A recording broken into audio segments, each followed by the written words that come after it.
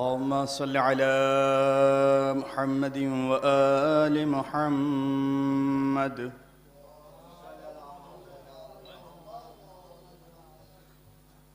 أعوذ بالله من الشيطان اللعين الرجيم.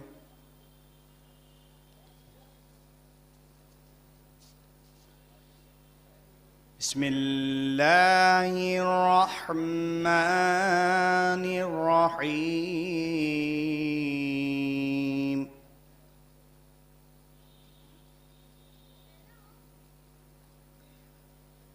حميم.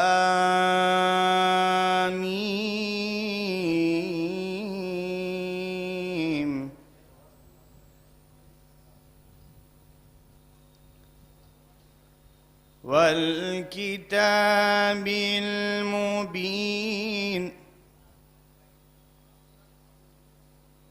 إنا أنزلناه في ليلة مباركة إنا كنا منذرين.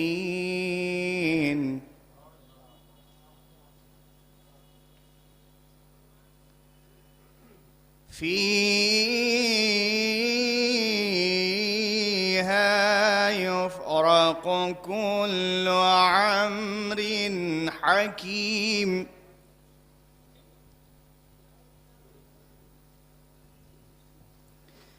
أمرا من عندنا إنا كنا مرسلين رحمة من ربك إنه هو السميع العليم.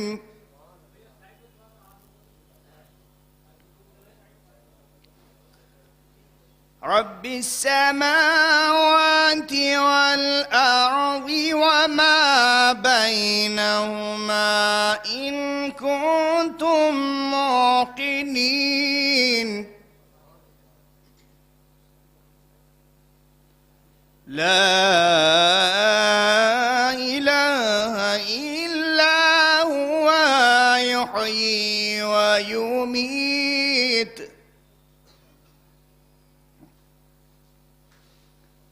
ربكم ورب آبائكم الأولين بل هم في شك يلعبون. فارتقب يوم تأتي السماء بدخان مبين يغشى الناس هذا عذاب أليم. ربنا اكشف عن العذاب إنا مؤمنون. أنى لهم الذكرى وقد جاءهم رسول مبين ثم تولوا عنه وقالوا معلم مجنون. إنا كاشف العذاب قليلا إنكم عائدون.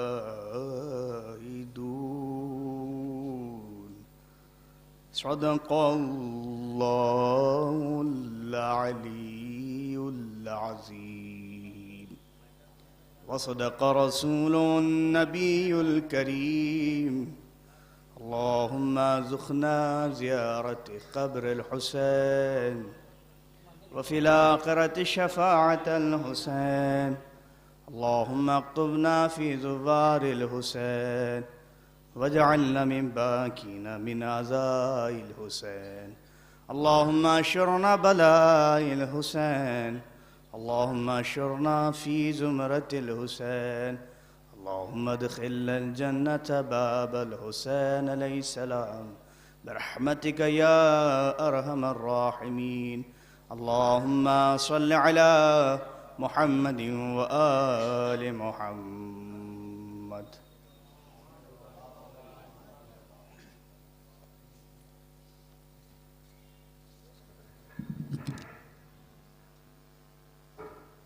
کہ مجلس شروع ہو چکی ہے تلاوت کلام پاک سے. تمام عزاداران سرکار سید الشہداء کی خدمت میں مؤدبانہ گزارش ہے کہ وہ روضہ کاظمین کے اندر فرش عزا تشریف لے آئیں. جو حضرات باہر صحن میں تشریف فرما ان سے بھی گزارش ہے کہ بھی اندر کافی جگہ ہے، اندر تشریف لا سکتے ہیں. میں گزار ہوں مشہور و معروف سوز خان جناب حسنین جاوید صاحب کی خدمت میں تشریف لائیں اور سوز خانی فرمائیں. نعرہ صلوات.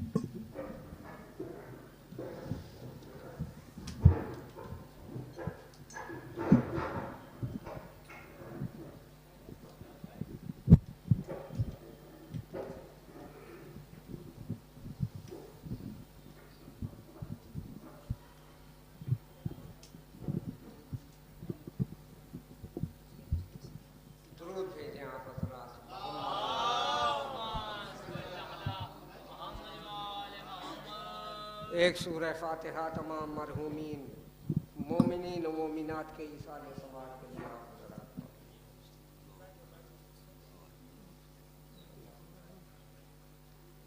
آپ حضرات.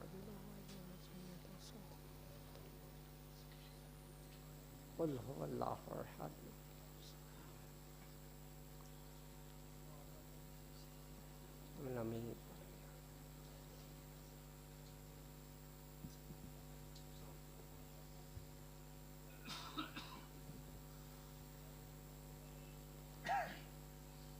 درود بھیجیں آپ حضرات محمد و علیہ.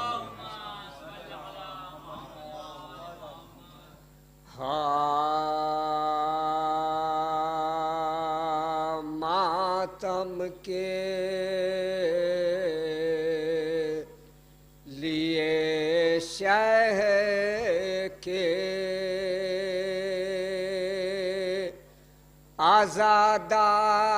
آزادار کھڑے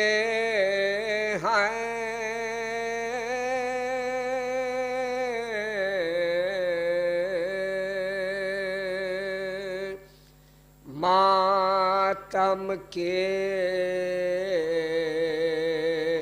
لیے شہ کے آزادار کھڑے ہیں.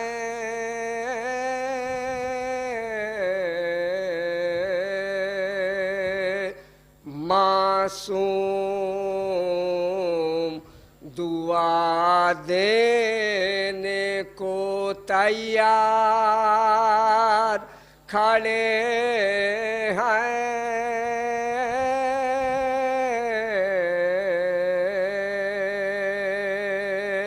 یہ وادی جنت ہے کہ عباس کا روضہ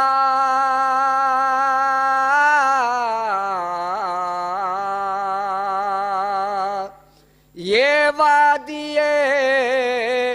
جنت ہے کہ عباس کا روضہ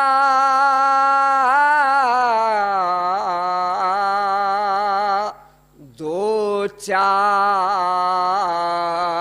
نبی بیٹھے ہیں دو چار کھڑے ہیں دو चार नबी बैठे हैं, दो चार खड़े हैं। ये फर्शे अज़ा जाने कहाँ ले गया हमको,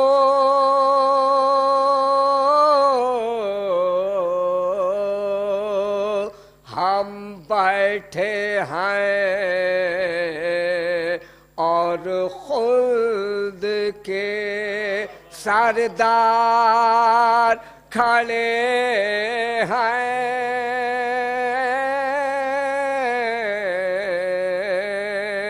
हम बैठे हैं और खुद के दुरूद भेजें आप हजरात। सरदार खड़े हैं और गुजरी भी नहीं है अभी अकबर की सवारी।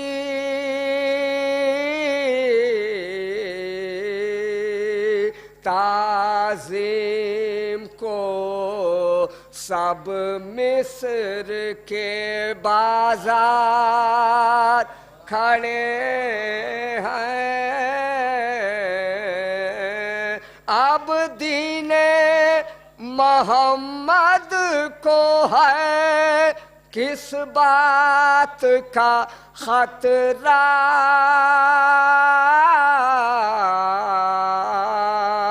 जब बन के सिपर आबिदे बीमार खड़े हैं। ये कह के बढ़ा देंगे अली हश्र में हिम्मत,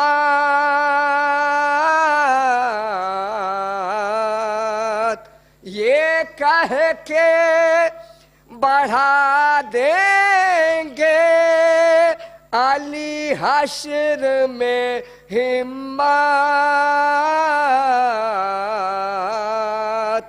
उस पार से आ जाओ हम इस पार खड़े हैं। उस पार से आ जाओ हम इस पार खड़े हैं। अब जाए भी तो जाए कहाँ कातिल असगर,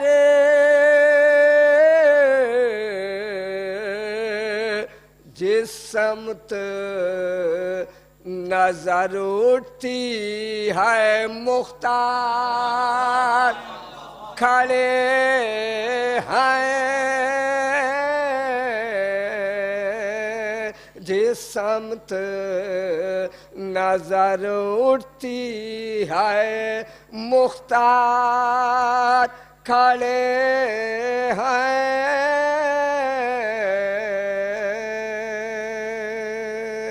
दुरूद भेजें आप हज़रात मोहम्मद।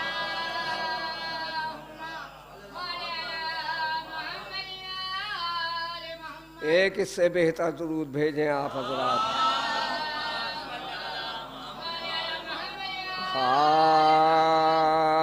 सलामी कहते थे आदा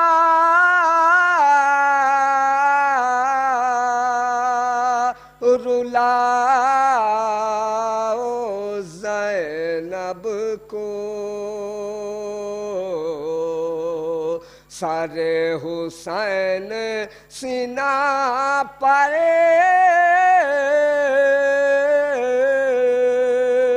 दिखाओ زینب کو حسین امام کو جس سے کیا تھا رن میں شہید، وہ خون بھرا ہوا خنجر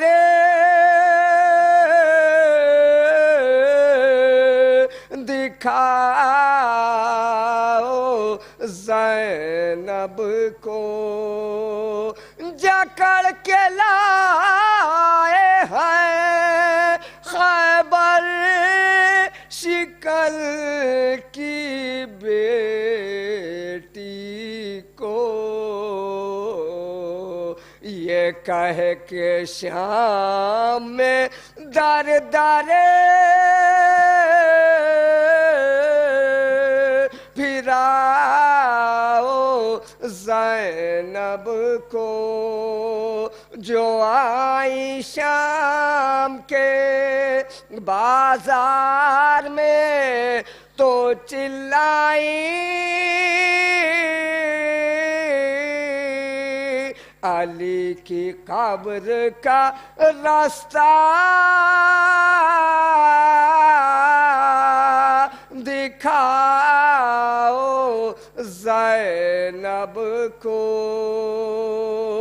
انیس اہل حرم میں بپا ہوا محشر،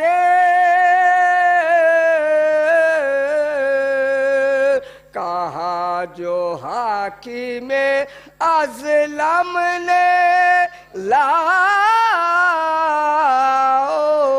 زینب کو، سلامی کہتے تھے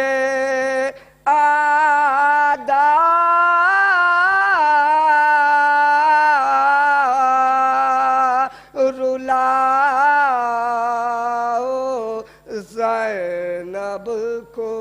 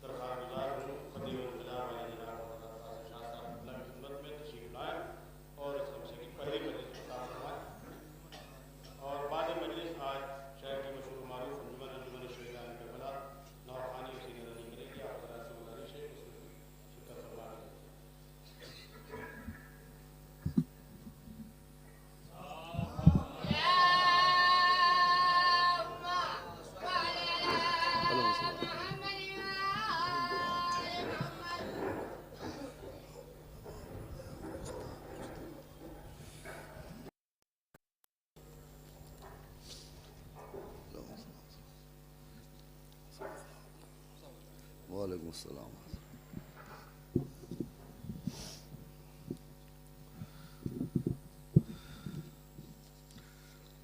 حضرات، اولاً ایک دعائے صحت کی گزارش ہے کہ نشاط فاطمہ بنت اقبال علی صاحبہ، جن کو ڈاکٹروں نے کینسر بتایا ہے، آپ جناب صغریٰ سلام اللہ علیہ کے صدقے سے دعا کریں کہ ان کو صحت عاجلہ ملے، اور ایک مرتبہ سورہ الحمد و سورہ اخلاص پڑھ کے جناب ناظر عباس صاحب زید پوری، جناب احسن مرزا صاحب مرحوم، عروج عباس صاحب، بھیا جانی صاحب، اور وہ 4 نوجوانان جو ابھی چند مہینے قبل ایکسیڈنٹ میں انتقال کر گئے، اور روحی صاحب انجمن ظرف الایمان کے رکن، وزادار حسین ابن مشتاق حسین ابن امجد حسین، انصار حیدر، اقتدار حسین ابن طاہر علی ابن زاہد علی، اور ہمارے ذرے میاں کے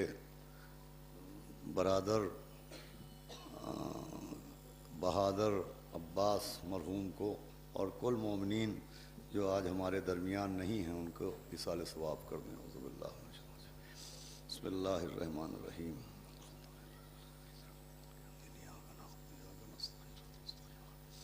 صراط الذین انعمت علیہم غیر المغضوب علیہم ولا الضالین. بسم اللہ الرحمن الرحیم.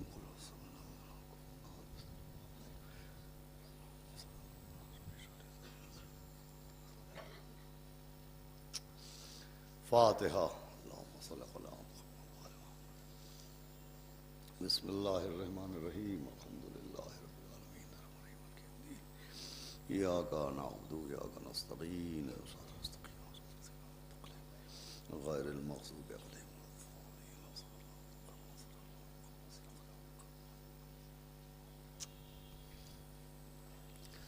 اعوذ باللہ السمیع العلیل العظیم من الشیطان اللعین الرجیم.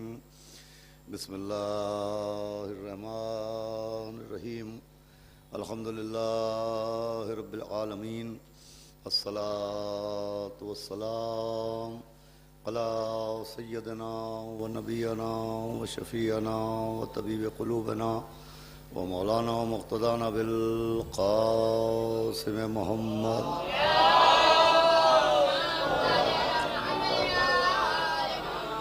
و آلہ الطیبین الطاہرین المعصومین و لعنت اللہ علی اعدائہم اجمعین من یومنا ھذا الی یوم الدین. اما بعد فقط صلوات اللہ علیکم وعلی ارواحکم وعلی اجسادکم وعلی اجسامکم وعلی شاہدکم وعلی غائبکم وعلی ظاہرکم وعلی باطنکم. ایک صلوات پڑھیں محمد و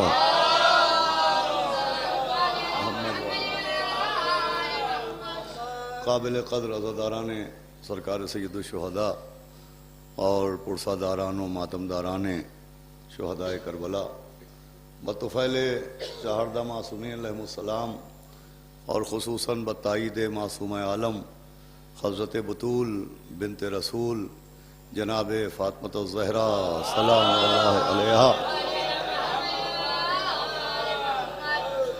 حسینی اکادمی کے زیر اہتمام منعقد ہونے والے اس خمسہ مجالس کی آج پہلی مجلس ہے اور مسلسل بطفیل اہل بیت اطہار یہ 25واں یا 26واں برس ہے اس خمسہ مجالس کو منعقد ہوتے ہوئے.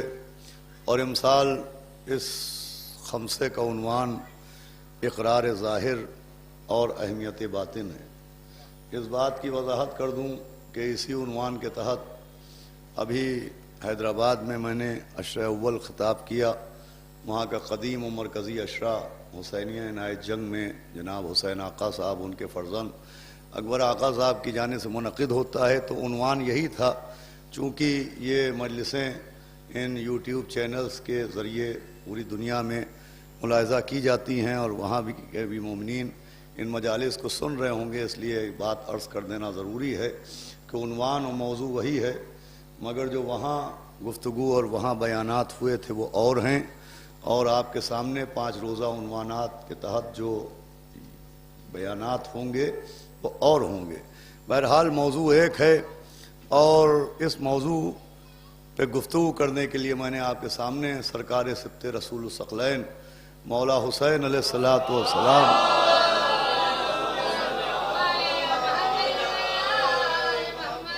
کی زیارت وارثہ کے آخری فقرے کی تلاوت کرنے کا شرف حاصل کیا.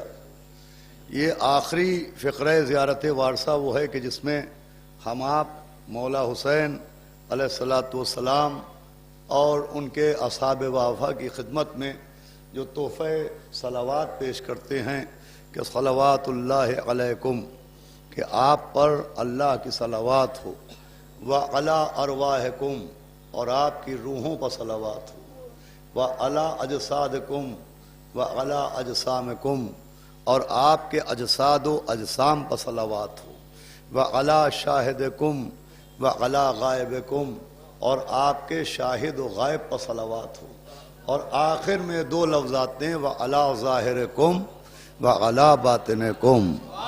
ایک صلوات بھیجیں محمد وعلی محمد.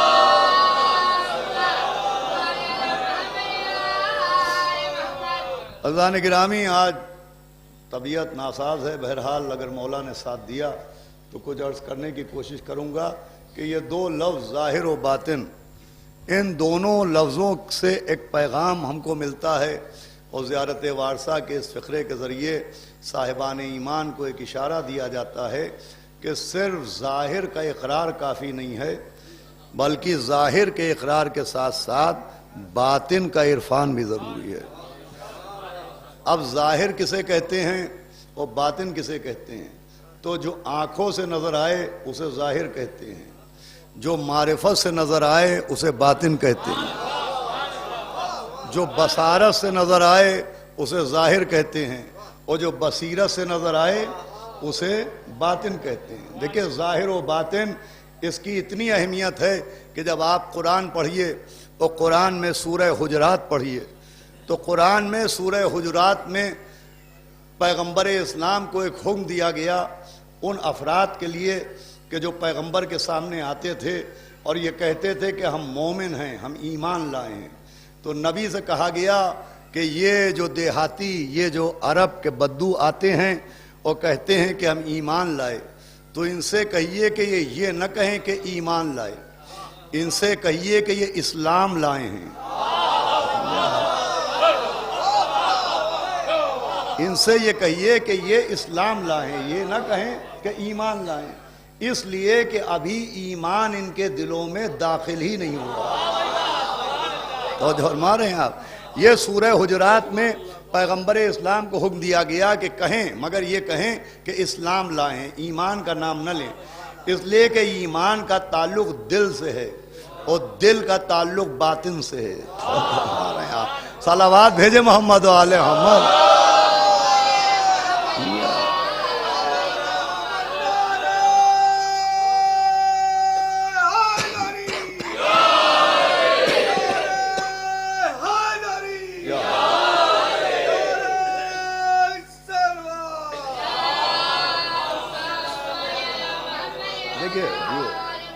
عزیزو، اس سے کیا اندازہ ہوتا ہے؟ اس سے اندازہ یہ ہوتا ہے کہ ایمان بھی تب تک ایمان نہیں کہا جا سکتا جب تک وہ باطن کی گہرائیوں میں نہ اتر جائے، وہ دل میں نہ اتر جائے، تب تک اسلام صرف اسلام کہلائے گا، ایمان نہیں کہلائے گا۔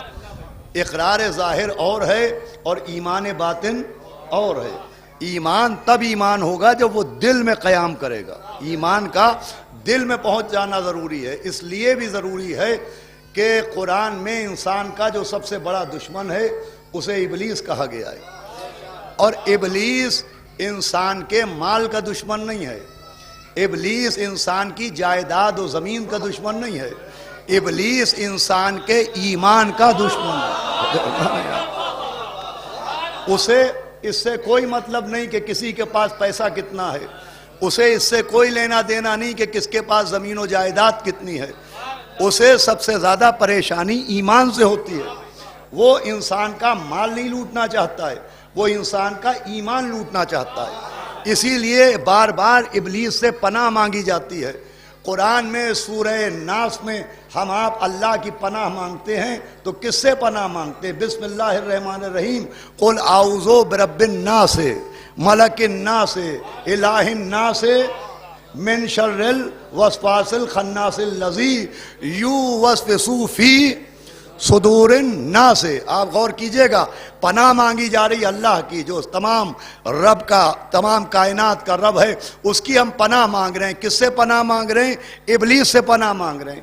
کیوں پناہ مانگ رہے ہیں؟ کہ ابلیس وسوسہ ڈالتا ہے۔ دیکھیں، یہ بڑی خاص بات ہے، اگر میں نے یہ بات سمجھا دی تو آج کی میری محنت یہاں تک تو سوارت ہی ہو جائے گی کہ ابلیس کے لیے پناہ مانگی جا رہی ہے اللہ کی۔ کیوں پناہ مانگی جا رہی ہے؟ کہ ابلیس کیا کرتا ہے؟ یوسوسو، وہ وسوسہ ڈالتا ہے۔ کہاں وسوسہ ڈالتا ہے؟ فی صدور الناس۔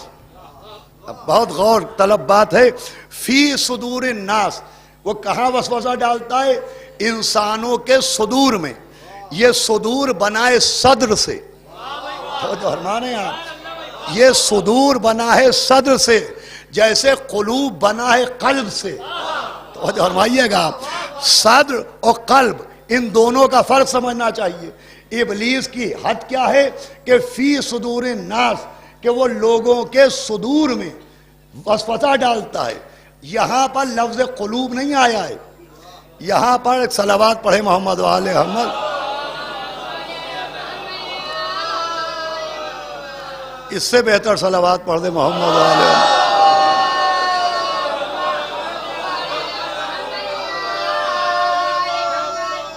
غور فرمائیے گا، دیکھیں کیا لفظ آتا ہے فی صدور الناس.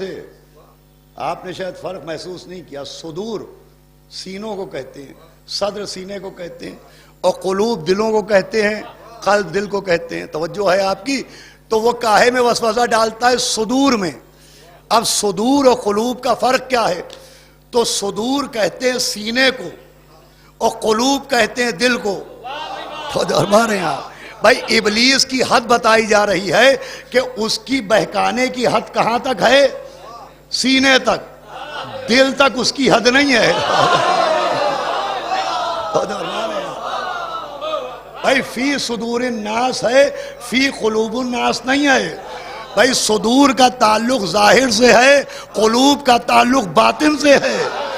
سمجھایا جا رہا ہے جس کا ایمان ظاہر میں ہوگا اس کے وسوسے اس کا دل میں اور اس کے صدر میں ابلیس کا اثر ہو سکتا ہے، لیکن جس کا ایمان باطن میں ہوگا. ادھر تشریف لے آئے، ایک صلوات پڑھے محمد و آل محمد.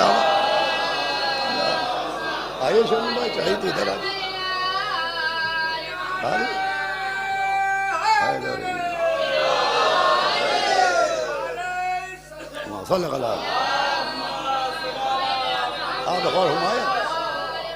تو عزیزو، ایمان کا بھی باطن میں ہونا ضروری ہے. آئیے تشریف لے آئے. باطن میں، خالی ظاہر ایمان کہلاتا ہی نہیں ہے. اسی لیے زیارت وارثہ میں لفظ ظاہر کے ساتھ لفظ باطن بھی آیا ہے کہ اقرار ظاہر کے ساتھ عرفان باطن کا بھی ہونا ضروری ہے، کیونکہ جب تک باطن کا عرفان نہیں ہوگا ظاہر کا اقرار کام نہیں آئے گا. اور خود ابلیس جو ابلیس بنا ہے وہ اسی لیے بنا کہ اس نے ظاہر پر زور دیا، اس نے باطن کی اہمیت کو نہیں سمجھا. خود اس کی عبادتیں جو تھیں وہ ظاہر تک محدود تھیں، وہ عبادتوں کے باطن تک نہیں پہنچا. خود ظاہر عبادت کی. اب یہ الگ بات کہ اس نے ایسی عبادت کی، ایسے سجدے کیے کہ اللہ نے اسے ملائکہ کی صحبت کا شرف دیا، آسمان پر بلایا اور ملائکہ کے بیچ میں بٹھایا. دیکھیں یہ بات خالی ابلیس تک محدود نہیں ہے. ایک طرف ابلیس ملائکہ کی صحبت کا شرف حاصل کر رہا ہے، آسمان کی بلندیوں پر پہنچایا جا رہا ہے، اور دوسری طرف قوم موسیٰ کو گمراہ کرنے والا سامری. تفسیر بتاتی ہے کہ اس کی پرورش بھی اللہ نے فرشتوں کے ذریعے کی. یہ عجیب بات ہے. ابلیس بھی گمراہ کرنے والا، اسے بھی ملائکہ کی صحبت کا شرف ملا، اور سامری بھی قوم کو گمراہ کرنے والا، اسے بھی ملائکہ کی صحبت کا شرف ملا. اب یہ عجیب بات ہے کہ گمراہ کرنے والوں کو اللہ نے فرشتوں کے بیچ میں رکھا اور خود جناب موسیٰ کو فرعون کے محل کے اندر رکھا.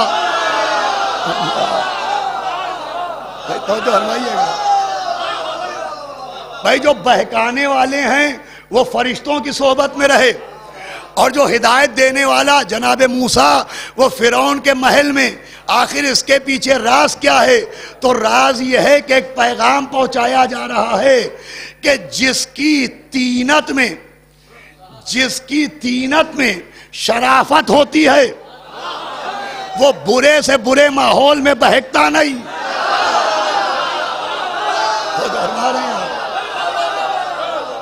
بھائی جس کے باطن میں شرافت ہوتی ہے وہ برے سے برے ماحول میں بہکتا نہیں، اور جس کے باطن میں خباثت ہوتی ہے وہ معصوموں میں رہ کے بھی سدھرتا نہیں.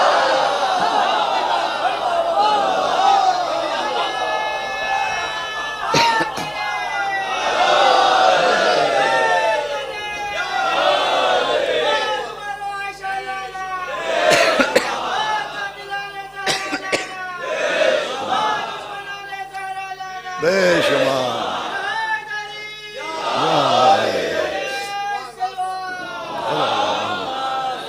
آپ نے غور فرمایا؟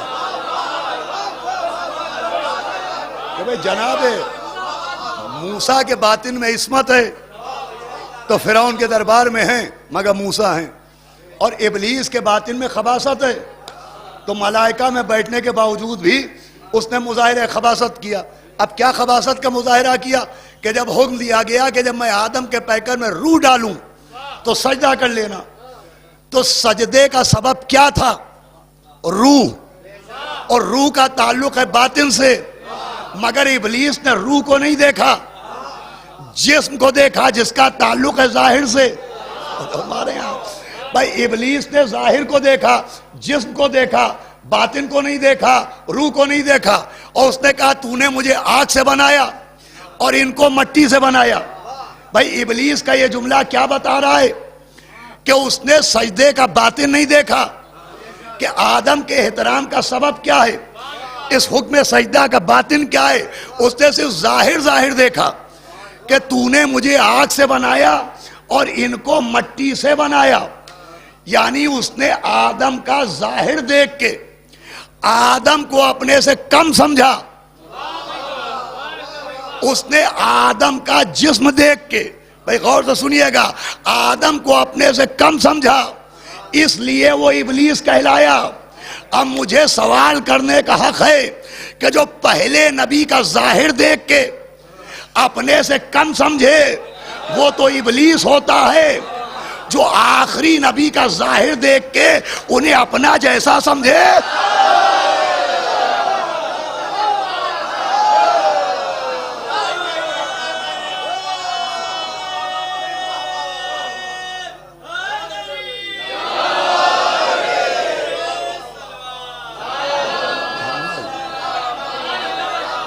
کہ میں کوشش کر رہا ہوں کہ تھوڑا پڑھ سکوں انشاءاللہ، باقاعدہ گفتگو کا آغاز تو کل سے ہوگا۔ ابلیس نے آدم کو اپنے سے کم سمجھا، کہ تو نے مجھے آگ سے بنایا وہ ان کو مٹی سے بنایا، حالانکہ جناب آدم کا ظاہر بھی کم نہ تھا۔ اللہ نے کہا تھا نا کہ تو نے اس کا انکار کیا جسے میں نے اپنے دونوں ہاتھوں سے بنایا۔ بھائی ابلیس اس لیے بنا کہ اس کا انکار کیا جسے اللہ نے دونوں ہاتھوں سے بنایا۔ اب ملت مسلمہ جواب دے کہ جسے اللہ دونوں ہاتھوں سے بنائے اس کا منکر تو اتنا ملعون ہے، اور جسے اللہ اپنا ہاتھ بنائے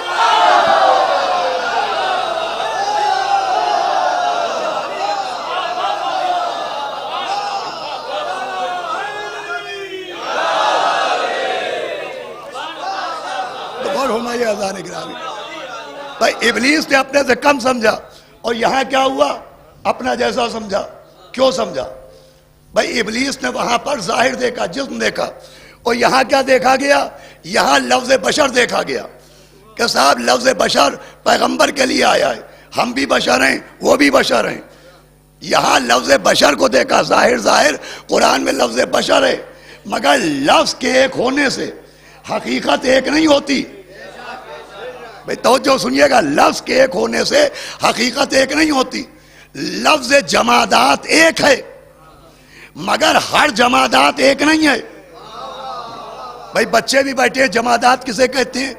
جمادات بنائے لفظ جمود سے، جن چیزوں میں جمود ہو، یعنی بڑھوتری نہ ہو، ترقی نہ ہو، جیسے 100 سال پہلے تھے ویسے ہی آج ہوں، انہیں کہا جاتا ہے جمادات۔ جیسے پتھر جمادات میں آتے ہیں، پہاڑ جمادات میں آتے ہیں، جن میں کوئی ترقی نہیں ہوتی، جن میں قوت نمو نہیں ہوتی، انہیں جمادات کہا جاتا ہے۔ مگر لفظ جمادات سے ہر جمادات ایک نہیں ہوتا۔ بھائی پتھر بھی جمادات میں ہیں اور عقیق بھی جمادات میں ہے۔ ہمارے یہاں فیروزہ بھی جمادات میں ہے، ہیرا بھی جمادات میں ہے، مگر پتھر اور عقیق ایک نہیں ہے۔ بھائی پتھر و عقیق ایک نہیں ہے، عقیق بھی جمادات میں ہے، مگر عقیق ایسا پتھر ہے کہ جو نمازیوں کی انگلیوں تک پہنچ گیا۔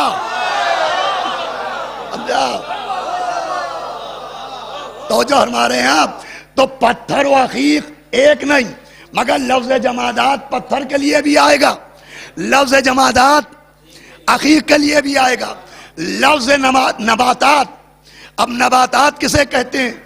جن میں قوت نمو ہو وہ نباتات کہلاتے ہیں. پیڑ پودے نباتات ہیں. یہ گیہوں، یہ فصلیں نباتات میں آتی ہیں، مگر سارے نباتات ایک نہیں ہیں. پھول بھی نباتات میں ہے اور کانٹے بھی نباتات میں ہیں، مگر لفظ نباتات سے پھول اور کانٹے ایک نہیں ہو جاتے. آئیے لفظ حیوانات، بھائی بھیڑ بھی حیوانات میں ہے اور بھیڑیا بھی، تو جو ہمارے ہیں آپ، مگر ہر نباتات ایک نہیں، ہر جمادات ایک نہیں، ہر حیوانات ایک نہیں. تو مجھے کہنے دیجئے جیسے پتھر و عقیق ایک نہیں. بھائی لفظ جمادات آنے سے پتھر و عقیق ایک نہیں ہو سکتے. لفظ نباتات آنے سے پھول و کانٹا ایک نہیں ہو سکتا. لفظ حیوانات آنے سے بکری و بھیڑیا ایک نہیں ہو سکتا. ویسے ہی لفظ بشر آنے سے نبی و وہابی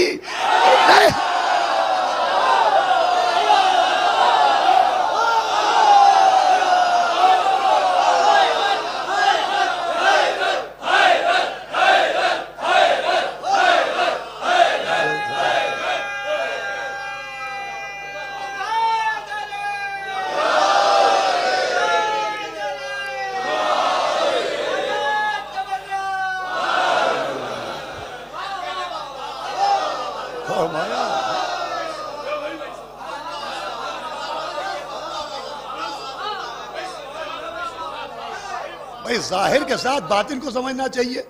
پتھر بھی نباتات میں ہیں، اور عقیق بھی پتھر ہی ہے، عقیق بھی پتھر ہی ہے. لیکن اس عقیق کی اتنی اہمیت ہے کہ حکم ہے کہ نماز میں جب پڑھنے کے لیے نماز کھڑے ہونا تو ہاتھ میں عقیق و فیروزی کی انگوٹھی ضرور پہننا. یہ عقیق کی اتنی کیوں اہمیت ہے؟ بھائی ایک طرف اسلام سنگ پرستی کی مخالفت کرتا ہے اور دوسری طرف عقیق کی حمایت کرتا ہے. تو بھائی عقیق کا ظاہر ہے پتھر ہونا، مگر عقیق کا باطن کیا ہے؟ تو امام نے فرمایا کہ جب اللہ نے پتھروں پر علی کی ولایت پیش کی تو سب سے پہلے عقیق نے کہا اشہد ان علیان.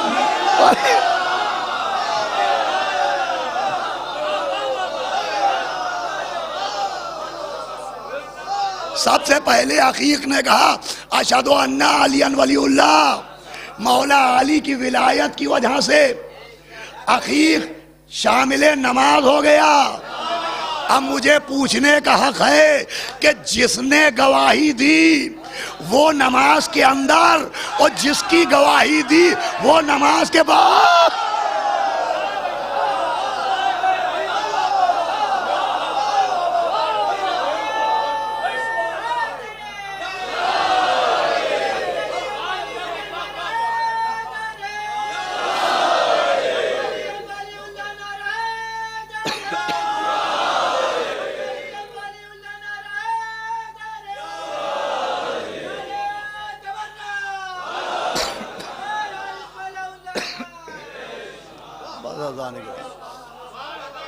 عزیزو باطن کیا ہے؟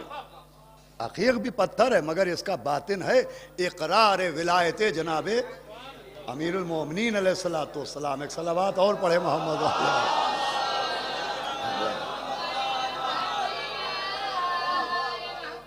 ابلیس اس لیے بنا کہ اس نے ظاہر کو دیکھا، باطن کو نہیں.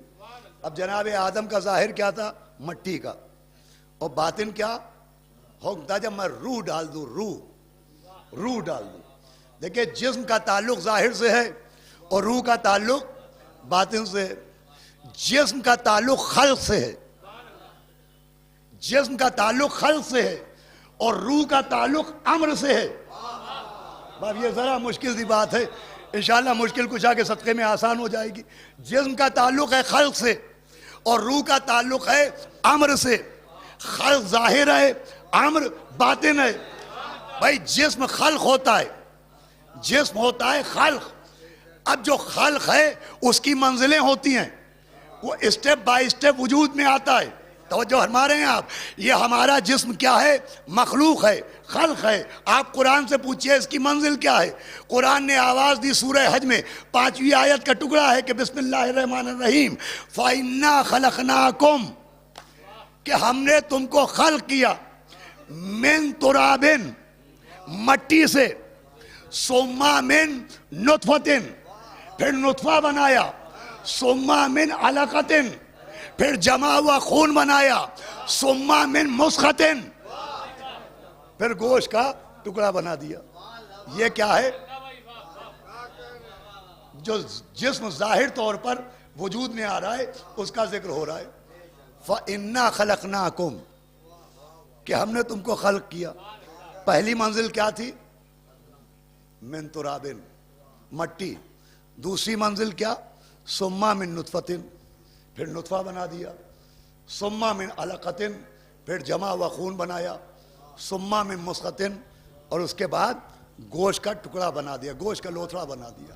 اب یہ بھی عجیب بات ہے، جس میں انسان ایک ہے اور یہ 4 منزلوں سے گزرا. چونکہ خلق ہے، ایک مٹی، ایک نطفہ، ایک علقہ، ایک مسخہ. اب اسے کیا کیجئے کہ ان 4 میں نطفہ نجس، علقہ نجس، مسخہ نجس اور تراب پاک. ان 4 میں 3 نجس ہیں، ایک پاک ہے. ہم پڑھیں تو تبرہ ہے، آپ پڑھیں تو تراویح ہے.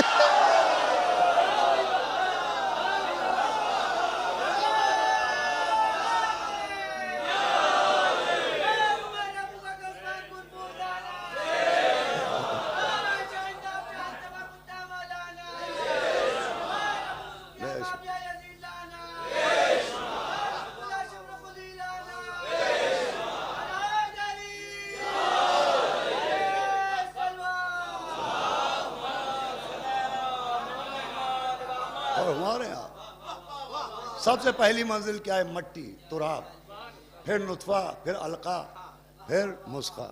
اچھا آپ دیکھیں، تراب عربی میں مٹی کو تراب کہتے ہیں، لیکن تراب بھی کہتے ہیں، تراب ہی نہیں کہتے ہیں. عربی میں مٹی کے اور نام بھی ہیں. عربی زبان میں مٹی کا ایک نام ہے تین.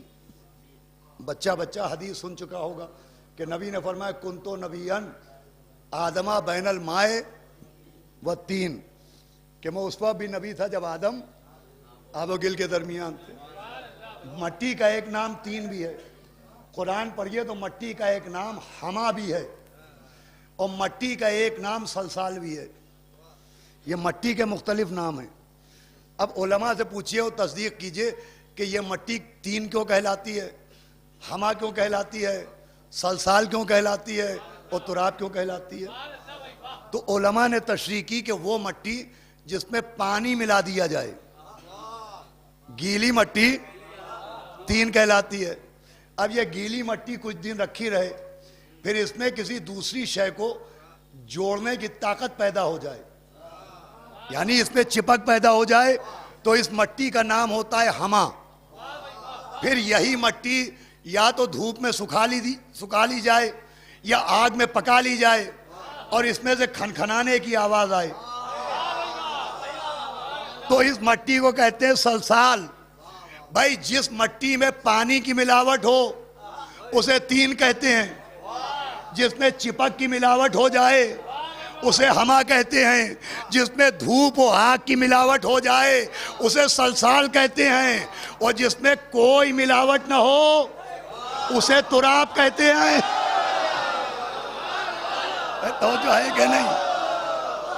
جس میں کوئی ملاوٹ نہ ہو اسے تراب کہتے ہیں. خالص مٹی کو تراب کہتے ہیں. یہی وجہ ہے کہ ہمارے مولا علی کا لقب ابو ہما نہیں ہے، ابو تین نہیں ہے، ابو سلسال نہیں ہے. ہمارے مولا کا لقب ہے ابو تراب. سمجھایا؟ یہ ان کے باپ ہیں جن کے خون میں ملاوٹ.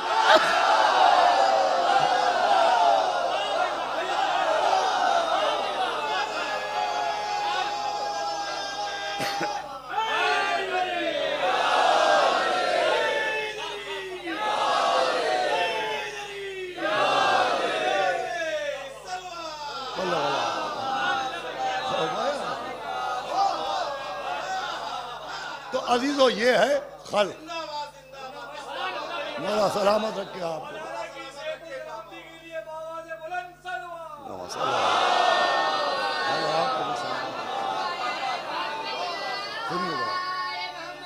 یہ ہے خلق.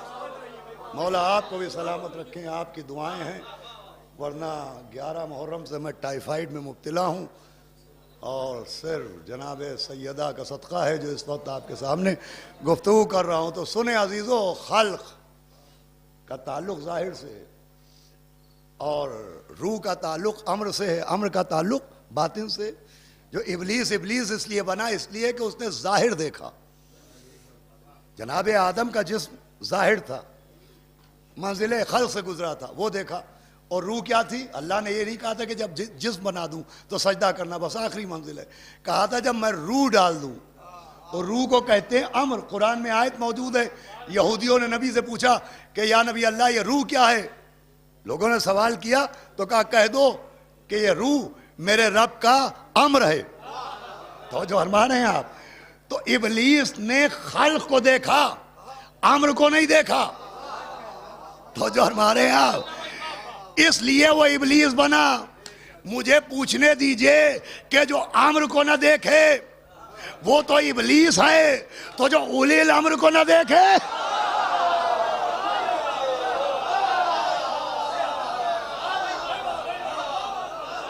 تو جو فرما رہے ہیں آپ، بھائی روح کیا ہے؟ امر ہے. اور قرآن کیا کہہ رہے؟ اطیعوا اللہ واطیعوا الرسول واولی الامر منکم، کہ اللہ کی اطاعت کرو، رسول کی اطاعت کرو، اور اولی الامر کی اطاعت کرو. اولی الامر کون ہوئے؟ بھائی امر کہتے ہیں روح کو، امر کہتے ہیں روح کو. اب اس امر سے سمجھئے کہ اولی الامر کون ہے، اور میں گفتگو کو تمام کروں. امر کہتے ہیں روح کو. آج ہے سکندر بھائی صلوات پڑھے محمد والے محمد.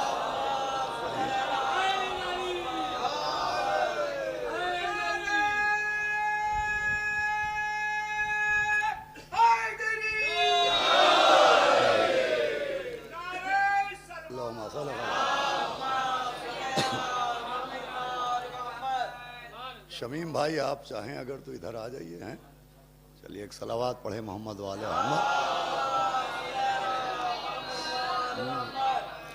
تو عزیزان گرامی، ہمارے برادر نسبتی شمیم حیدر صاحب بھی تشریف فرمائیں. آپ ان کی صحت کے لیے بھی دعا کریں کہ مولا ان کو صحت اور سلامتی کے ساتھ محفوظ رکھیں. تو عزیزوں، امر کہتے ہیں، روح کیا ہے؟ امر ہے. اب اولی الامر کون ہے؟ بڑی بحثیں ہوتی ہیں، میں بڑی آسانی سے عرض کرتا ہوں. دیکھیں، جس قرآن میں لفظ امر موجود ہے، روح کے لیے امر موجود ہے، اسی قرآن میں ایک لفظ ہے عزم. کیا لفظ ہے؟ عزم. یہ عربی لفظ ہے، مگر ہماری قوم کے لیے اجنبی لفظ نہیں ہے. ہم سب جانتے ہیں اللہ نے نبی بنائے 1,24,000، اس میں 313 ہیں رسول، اور 313 میں 5 ہیں اولی العزم. بھئی یہ لفظ ہزاروں مرتبہ سنا ہے. 5 نبی اولی العزم ہیں، جناب ابراہیم، جناب نوح، جناب ابراہیم، جناب موسیٰ، جناب عیسیٰ، اور پیغمبر آخر. یہ کہلاتے ہیں اولی العزم. آپ نے کبھی غور کیا یہ اولی العزم کیوں کہلاتے ہیں؟ تو عزم کہتے ہیں ارادے کو. تو جو فرما رہے ہیں آپ، عربی میں عزم کہتے ہیں ارادے کو. یہ 5 نبی وہ ہیں کہ حالات نے، ماحول نے، زمانے نے ان کے ارادے کو مزمحل نہیں ہونے دیا. حالات کو بدلنا پڑا، ان کا ارادہ نہیں بدلا. زمانے کو بدلنا پڑا، ان کا ارادہ نہیں بدلا. یہ اپنے ارادے کے اوپر حاکم رہے. توجہ فرما رہے ہیں آپ، یہ اپنے ارادے کے مالک رہے. ارادے کو عزم کہتے ہیں. چونکہ عزم پر ان کا کنٹرول رہا، لہذا انہیں اولی العزم کہا گیا. تو جنہیں عزم پر قابو ہو وہ اولی العزم ہے. تو روح امر ہے، تو جنہیں روحوں پر قابو ہو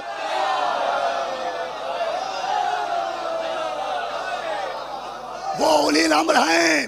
آپ سمجھئے کہ مولا علی ٹھوکر مار کے مردہ کیوں زندہ کرتے تھے؟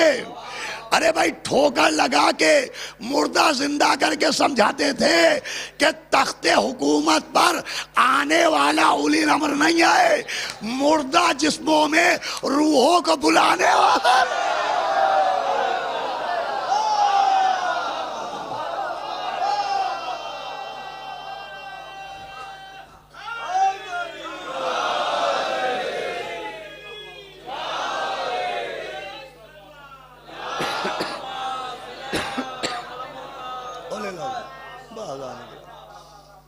یہ باطنی معاملے ہیں جن کو سمجھنا ضروری ہے. خالی ظاہر دیکھنے سے نجات نہیں ملنے والی ہے بلکہ گمراہی ہوگی. جیسا کہ میں عرض کر رہا ہوں باطن کو دیکھنا ضروری ہے. ابلیس جو گمراہ ہوا وہ اسی لیے کہ اس نے جسم کو دیکھا. اب وہ ابلیس ہے جس نے آدم کے جسم کو دیکھا، روح کو نہیں. اور یہ ملت مسلمہ ہے جس نے مولا علی کے سن کو دیکھا. کہ صاحب سب کچھ تھا علی میں مگر وہ تو کم سن ہیں، بچے ہیں. ہمیں کم سن کو اتنی بڑی ذمہ داری کیسے دے دیتے؟ ہمیں کم سن کو خلیفہ کیسے بنا دیتے؟ تو اللہ میاں کو مشورہ دیا ہوتا کہ عیسیٰ کو نبوت کیوں دے دی؟ یہاں سن دیکھا گیا. سن کیا تھا؟ ظاہر تھا کہ مولا علی کم سن ہے. اب اس سن کے پیچھے باطن کیا ہے؟ سن ظاہر ہے، اس سن کے پیچھے باطن کیا ہے؟ تو 250 برس کے سلمان ہیں اور مولا علی کے سامنے بیٹھے ہیں. مولا علی نے مصلحتاً مزاح کیا، سلمان نے معرفتاً اعتراض کیا.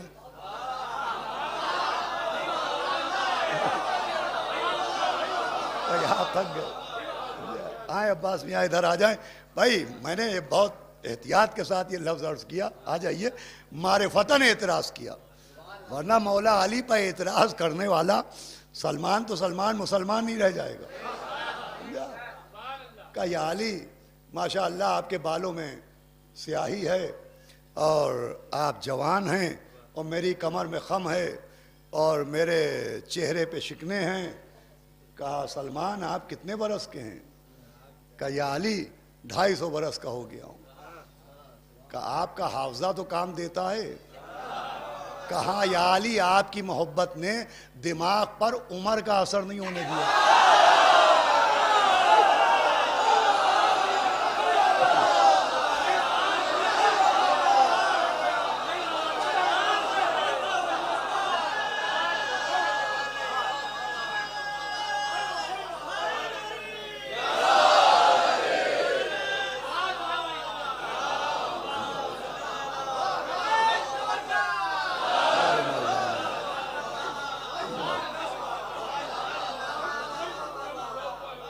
معاف کیجئے گا،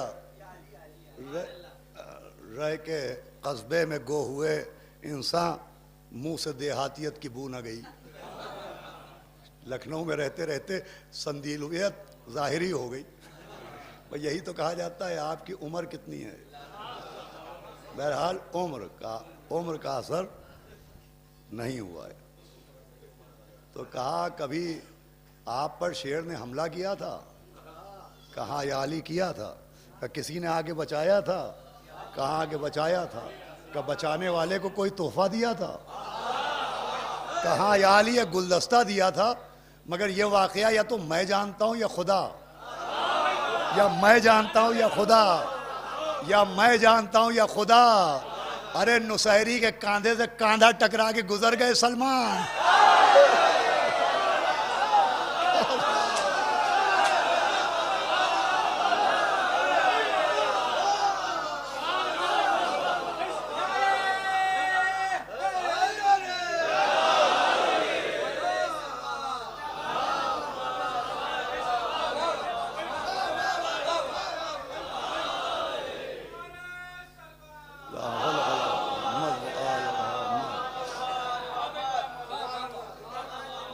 مولا کائنات نے اپنے جیب کے خزانے میں ید اللہ کو داخل کیا اور ایک گلدستہ نکالا کہ سلمان یہ وہی گلدستہ تو نہیں ہے؟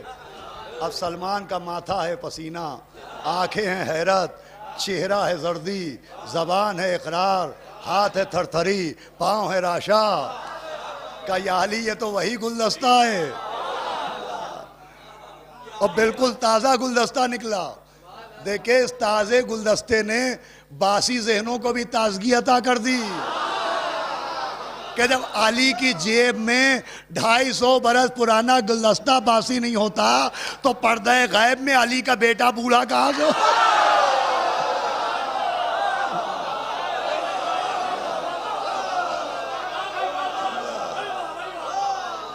صلوات پڑھے محمد علیہ۔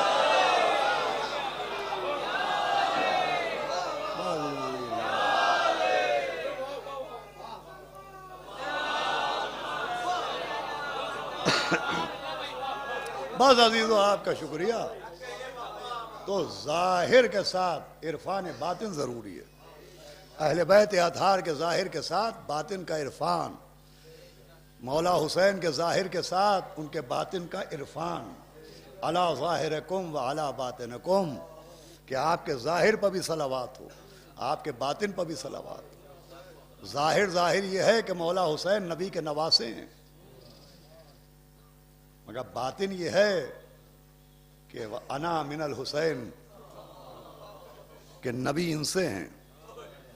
ان کا ظاہر یہ ہے کہ یہ مصلی پر بیٹھ کے قرآن پڑھ رہے ہیں، ان کا باطن یہ ہے کہ نو کے نیزہ پر تلاوت کر رہے ہیں۔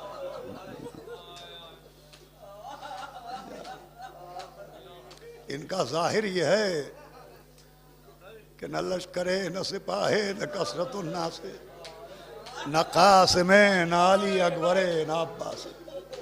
ان کا ظاہر یہ ہے کہ آواز دے رہے حل من ناصر ینصرنا، ہے کوئی جو میری نصرت کرے۔ اور ان کا باطن یہ ہے کہ 4000 ملائکہ کا لشکر، جن کا سردار منصور، ملائکہ کا سردار منصور، وہ لشکر لے کے پہنچا، یا ابا عبداللہ ہم نصرت کریں؟ کہا نہ، ابھی تمہاری نصرت کی ضرورت نہیں ہے، تمہارا وقت آئے گا جب ہمارا آخری وارث آئے گا تو تم اس کے ساتھ نصرت کرنا۔ امام فرماتے ہیں کہ وہ لشکر 4000 کا جو منصور لے کے آیا تھا، وہ تب سے لے کے آج تک قبر امام حسین پر موجود ہے۔ امام نے فرمایا کہ اگر تم ان فرشتوں کو روتے دیکھ لو تو تم دیوانے ہو جاؤ گے، اللہ، تم اپنے ہوش و حواس کھو بیٹھو گے۔ یہ باطن ہے کہ ملائکہ کا لشکر، پھر آواز دی ہے کوئی جو میرے حرم کے پردے کو بچائے۔ ایک مرتبہ سر پر سایہ محسوس ہوا، دیکھا جبریل اپنے پروں کو کھولے کھڑے، آواز دی جبریل پروں کا سایہ ہٹائیے، کہ فرزند رسول بچپن میں جھولا جھلایا، کیسے دیکھوں کہ یہ تپتا ہوا میدان، یہ چلچلاتی ہوئی دھوپ، کہ یہ وقت امتحان ہے جبریل۔ اللہ یہ مولا کا باطن ہے۔ یہاں تک ملتا ہے، یہاں تک ملتا ہے کہ جب مولا حسین مصروف جنگ تھے تو آسمان سے ایک صحیفہ مولا حسین کی گود میں گرا، ایک صحیفہ، ایک کتاب مولا حسین کی گود میں گری۔ اس کتاب میں لکھا تھا کہ حسین تم پہ اللہ کا سلام، اللہ، لکھا تھا کہ حسین جتنی لاشیں اٹھا چکے وہ بہت ہے، اب آپ کو اپنی جان دینے کی ضرورت نہیں ہے، اگر آپ چاہیں تو ابھی ہم اس پورے لشکر یزید کو فنا کر دیں۔ مولا حسین نے اس کتاب کو چوم کے واپس کیا کہ پالنے والے مجھے وعدہ وفا کر لینے دے۔ اللہ، کیا باطن تھا مولا حسین، کون سمجھے گا اسے؟ بس عزیزوں آپ کا شکریہ کہ آپ نے اتنی دیر پڑھوا لیا، اور آپ کی آوازیں بلند ہے، بلند ہونا چاہیے، اس لیے کہ 10 محرم مصائب کے خاتمے کا دن نہیں ہے، 10 محرم تو مصائب کے آغاز کا دن ہے۔ شام غریبہ کے بعد آپ کے فاقے ختم ہو گئے، مگر نہ جانے سکینہ کو کب پانی ملا ہوگا، نہ جانے سید سجاد کو کب پانی نصیب ہوا ہوگا۔ آج 15 محرم ہو گئی۔ یہ زمانہ بڑا سخت ترین زمانہ ہے، اور اس زمانے کا آغاز تب ہوا کہ راوی کہتا ہے کہ میں دیکھتا تھا کہ مولا حسین جب بھی کوئی لاشا لاتے تھے تو مولا حسین آگے آگے ہوتے تھے، ایک برقع پوش بی بی سر جھکائے مولا کے کہا، مگر جب وقت آخر حسین خیمے سے نکلے تو میں نے دیکھا وہ بی بی آگے آگے، امام سر جھکائے پیچھے پیچھے۔ مطلب یہ تھا زینب اب ہماری ذمہ داریاں تمام ہوئیں، آپ کی ذمہ داریاں شروع ہوئیں، دیکھیے سر ہم کٹائیں گے، سر کی چادر آپ لٹائیے گا، تیر ہم کھائیں گے، تازیانے آپ کھائیے گا، اصغر کی میت ہم دفن کر چکے، سکینہ کا لاشا آپ اٹھائیے گا۔ اور سارے کام ہوئے، سر مولا حسین نے کٹایا، سر کی چادر بی بی زینب نے لٹائی، تیر مولا حسین نے کھائے، تازیانے بی بی زینب نے کھائے، علی اصغر کو مولا حسین نے دفن کیا، سکینہ کو بی بی زینب نے دفن کیا۔ مگر میں کہوں گا اے میرے آقا، ارے سارے کام ہوئے لیکن ایک فرق رہا، جب آپ نے اصغر کا لاشا اٹھایا، آپ نے اصغر کی قبر بنائی، آپ کے ہاتھ کھلے ہوئے تھے، لیکن جب آپ کی بہن زینب نے سکینہ کا لاشا اٹھایا، ہاتھ سیدھے ہوئے۔ اللہ بس انہیں آزادی گرا۔ بات یہاں تک آئی ہے، مجھے معلوم ہے کافی گرمی ہے، لیکن آپ کو رونے کے بعد سبیلوں پر پانی مل جائے گا۔ دیکھیے 15 محرم، ابھی 12 محرم گزری، دفن شہداء کا آپ نے ذکر سنا ہے۔ اللہ جو زیارت کو جا چکے ہیں کربلا، انہیں پھر زیارت کو لے جائے، جو نہیں گئے وہ ضرور جائیں۔ یہاں پر جو زائرین بیٹھے ہیں ان سے مجھے ایک سوال کرنا ہے، اور اسی پر مجھے مجلس کو تمام کر دینا۔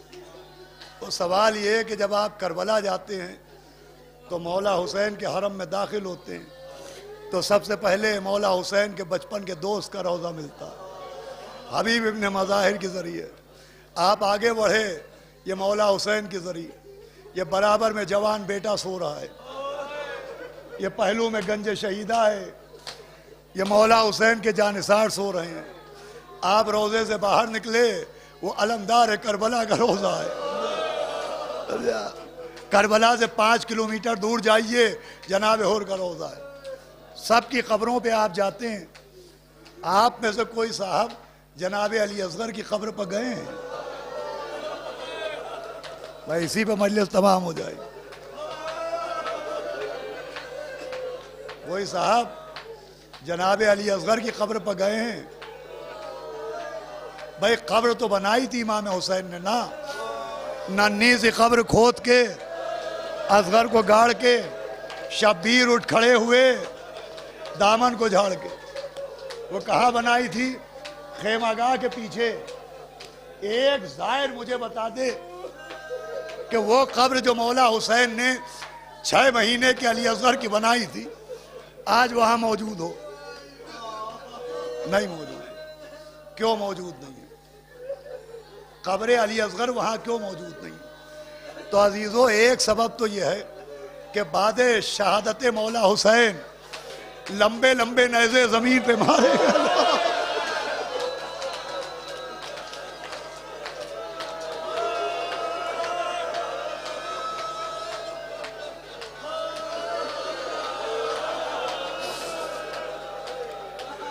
ننھا سا لاشا نیزے کے ساتھ باہر آیا، جناب علی اصغر کا سر تن سے جدا کیا گیا، لاشا علی اصغر کو مولا حسین کے لاشے کے پاس ڈال دیا گیا۔ 12 محرم کو چوتھے امام آئے، سب کے لاشوں کو دفن کیا۔ بھائی ہر شہید ایک بار دفن ہوا، علی اصغر 2 بار دفن ہوئے۔ اللہ اکبر۔ سنیے گا مجلس تمام ہے، ہر شہید ایک بار دفن ہوا، علی اصغر 2 بار دفن ہوئے، پہلی بار مولا حسین نے دفن کیا، اب چوتھے امام آئے، مولا حسین کو قبر میں اتارنے کے بعد ننھے سے بچے کا لاشا لیا، باپ کی قبر کے پاس آئے، کہا بابا تمہیں نے پہلی بار دفن کیا، یہ بتاؤ اب اصغر کو کہاں دفن کیا جائے؟ آواز آئی کہیں دفن نہ کرو، لاؤ میرے سینے پر میرے ارے علی اصغر آج تک باپ کا سینے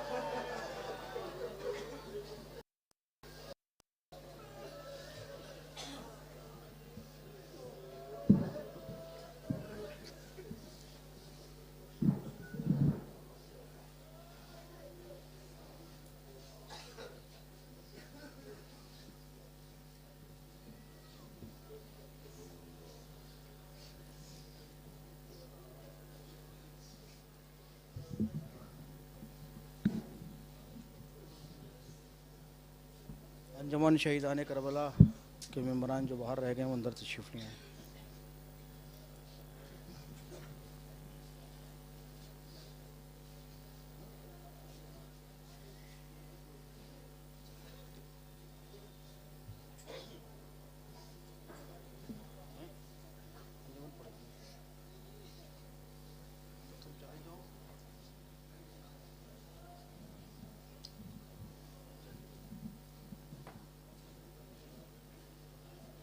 تم پر میرا سلام شہیدان کربلا، تم پر میرا سلام شہیدان کربلا، تم پر میرا سلام شہیدان کربلا، سلام شہیدان کربلا، تم پر میرا سلام شہیدان کربلا، بیاس کو نہیں بتاتے تم پر میرا سلام شہیدان کربلا،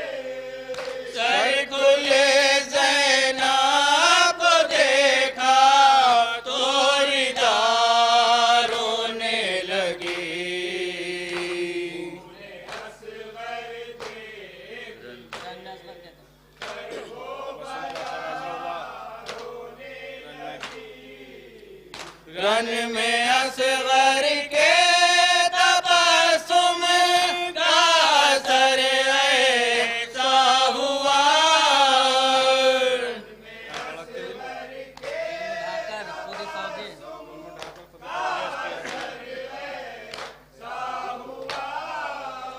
ظلم ڈھا کر خود ہی فوجے اشقیا رونے لگی کٹ گئے شانے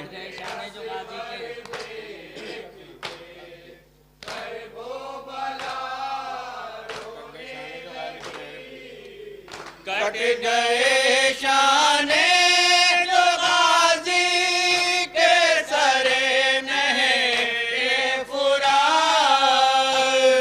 ہاتھ مل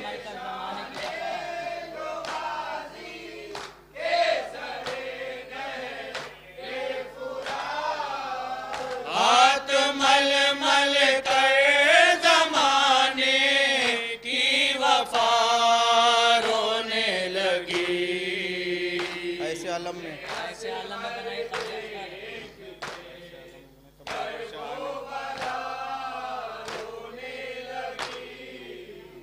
ایسے عالم میں بنائی قبر اصغر شاہ نے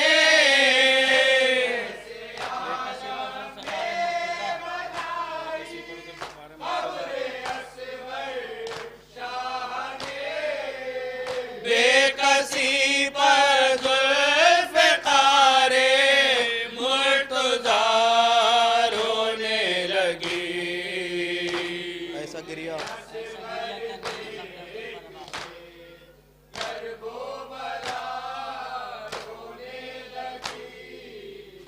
ایسا گریا کر رہی تھی قبر اصغر پر ربا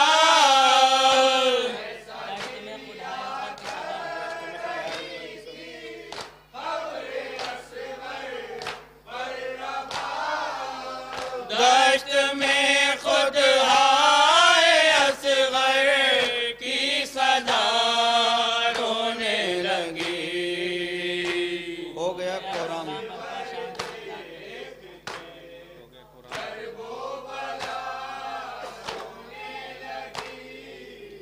ہو گیا کوہرام برپا شام کے زندان میں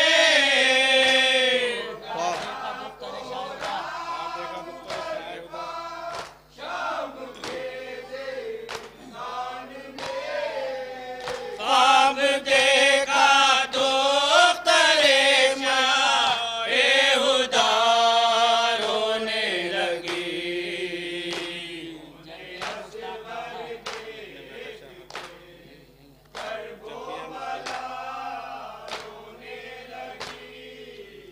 جب بھی اے مشتاق نوحہ لکھنے بیٹھا شاہ کا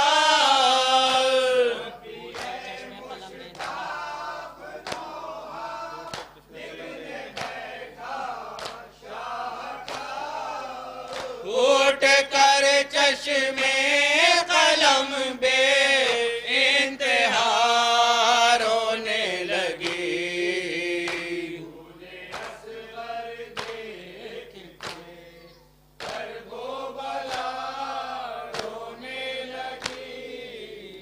یا حسین یا حسین یا حسین یا حسین یا حسین